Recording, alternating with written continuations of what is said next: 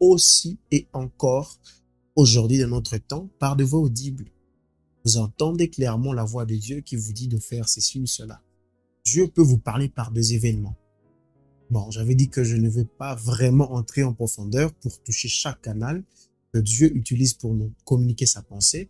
Mais je me dis prochainement, je peux faire d'autres vidéos justement pour expliquer chaque canal. Alors, j'ai dit que Dieu peut nous parler par les événements. C'est-à-dire que Dieu peut créer toute une circonstance. Dieu peut créer une chose justement pour vous dire que voilà, je ne veux pas que vous puissiez faire ceci. Je ne veux pas que vous puissiez accomplir cela. Vous voyez, Dieu est le maître des temps et des circonstances. C'est-à-dire que Dieu est le maître de tout.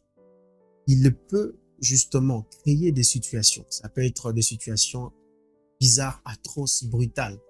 Mais pour vous dire, voilà, je ne suis pas content de ce que tu veux faire.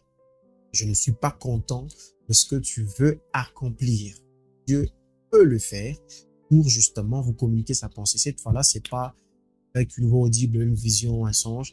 Justement, par la succession des événements, voilà, vous comprenez. Ici, je pense que Jésus-Christ disait une chose, il disait, quand il parlait, je crois, aux pharisiens, il leur disait, vous savez discerner le temps. Vous savez qu'il va pleuvoir parce que le ciel s'obscurcit. Mais juste en voyant la succession des événements, je peux facilement comprendre que voilà, ça, Dieu ne veut pas que je puisse emprunter ce chemin. Donc je dis que les événements, Dieu peut les utiliser. Dieu peut vouloir vous dire, voilà, je suis d'accord avec vous, faites ce que vous voulez faire. Et il met juste, il facilite les choses. Dieu utilise également de personnes. C'est-à-dire que quand je parle de personnes, vous savez, comme la Bible dit, Dieu ne fait rien sans avoir révélé à ses serviteurs, le prophète. Alors, je n'aimerais pas renfermer cela justement sur ce cercle-là, d'être prophète, non.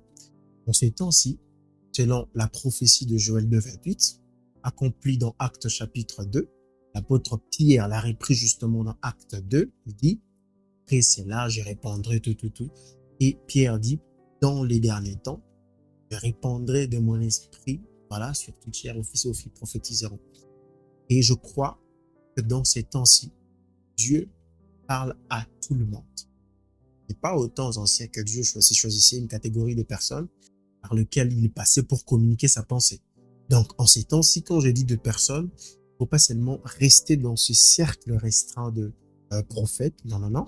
Tout enfant de Dieu. Je peux aller très loin de tout être humain.